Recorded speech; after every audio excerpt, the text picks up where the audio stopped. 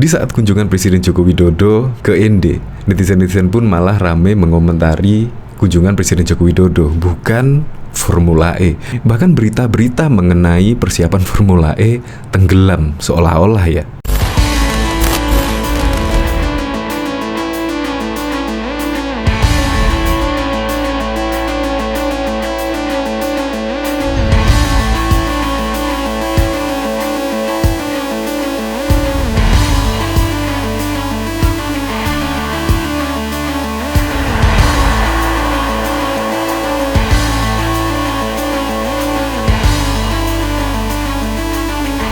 Sebelum menyaksikan video ini, pastikan bosku jangan lupa subscribe. Karena subscribe itu gratis plus bonus tonton video terbaru setiap harinya. Jangan lupa ya. Kita ketahui kan tanggal 4 Juni besok, yaitu kurang beberapa hari lagi, gelaran Formula E akan dilangsungkan di Jakarta. Yaitu Formula E adalah acara balapan internasional. Tetapi Presiden Joko Widodo pada tanggal 31 Mei kemarin malah menuju di NTT. Nah, sontak dengan kedatangan Presiden Joko Widodo di NTT pun akhirnya media-media, netizen-netizen pun di media sosial khususnya rame-rame membicarakan tentang kunjungan Presiden Joko Widodo di NTT tersebut. Bahkan berita-berita mengenai persiapan Formula E tenggelam seolah-olah ya. Karena memang di Twitter dan di media manapun semuanya mengabarkan tentang kunjungan Presiden Joko Widodo di ND yang disambut oleh masyarakatnya. Yaitu masyarakat di ND antusias sekali menyambut Presiden Joko Widodo. Ya terus terang lah, ini suatu kebetulan atau apa saya kurang tahu. Tetapi momen itu hampir bersamaan. Ya pastilah Presiden Joko Widodo itu pasti sibuk banget lah. Kunjungannya setiap hari, bahkan yang kemarin habis dari kunjungan ke Amerika Serikat. Ketika sudah datang di Indonesia itu pun Presiden Joko Widodo langsung belusukan. Padahal persiapan Formula E ya kurang 2 hari lagi sudah akan dimulai lah. Tetapi netizen-netizen dan bahkan media-media pun justru malah asyik mengabarkan kunjungan Presiden Joko Widodo ke ND. Ya memang Presiden Joko Widodo memang sangat asik sekali ya untuk dikupas. Karena Presiden Joko Widodo tidak hanya mengunjungi saja, melainkan juga belusukan ke rumah-rumah warga sambil mengenakan baju adat. Itu keren. Presiden Joko Widodo juga mendapatkan gelar adat dari masyarakat ND. Saya ingat momen pada waktu menjelang Hari Raya Lebaran Idul Fitri ya.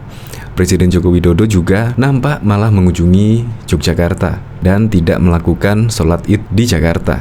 Itu pun juga banyak yang membanding-bandingkan. Tapi sekarang terbukti kan. Di saat kunjungan Presiden Joko Widodo ke ND, netizen-netizen pun malah ramai mengomentari kunjungan Presiden Joko Widodo, bukan Formula E. Lebih lengkapnya simak berita berikut ini, Good News Indonesia. Ribuan warga di Kabupaten ND, Nusa Tenggara Timur histeris menyambut kedatangan Presiden Joko Widodo pada Selasa 31 Mei 2022. Jokowi berkunjung ke daerah itu untuk menjalankan sejumlah kegiatan. Salah satunya adalah memimpin upacara Hari Lahir Pancasila di lapangan Pancasila ND pada Rabu 1 Juni 2022. Pantauan Kompas.com di Simpang 5 ND, warga yang sudah lama menunggu langsung teriak histeris saat Jokowi tiba di Simpang 5 kota ND. Situasi sempat tak terbendung ketika Jokowi dan Ibu Iriana Jokowi turun dari mobil untuk membagi beberapa bingkisan kepada warga. Bahkan aparat gabungan terlihat cukup kesulitan untuk membendung antusiasme warga. Beberapa saat kemudian, Jokowi melanjutkan perjalanan menuju Hotel Grand Wisata ND sembari menyapa ribuan warga. Piran Elizabeth, 58, salah satu warga ND, mengaku senang bisa bertemu langsung dengan Presiden Jokowi.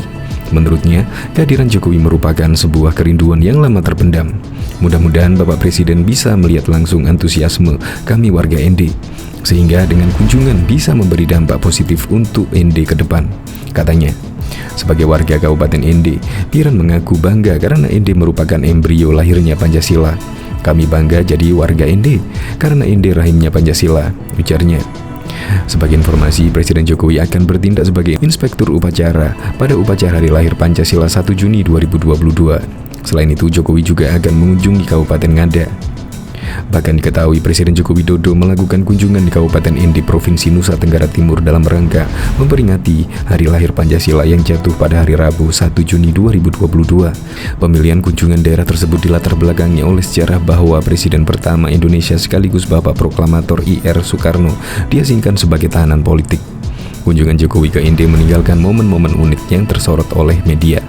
Jokowi tampak berinteraksi dengan warga lokal dan membawa momen-momen yang membekas pada mereka.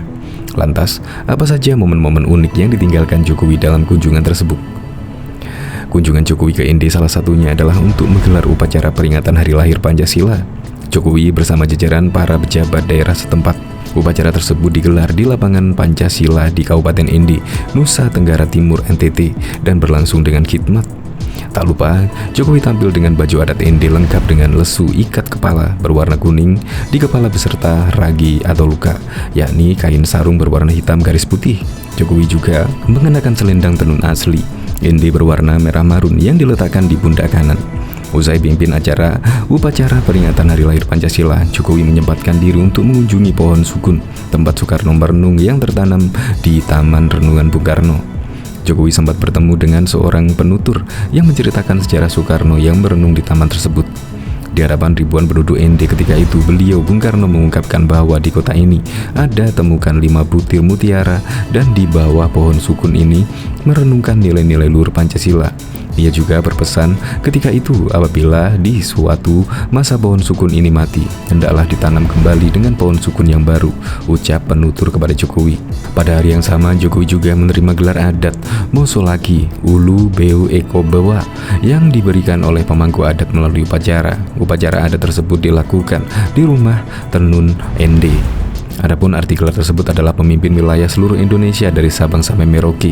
Upacara tersebut juga dimeriahkan dengan tarian woge guna menyambut Jokowi sebagai tamu.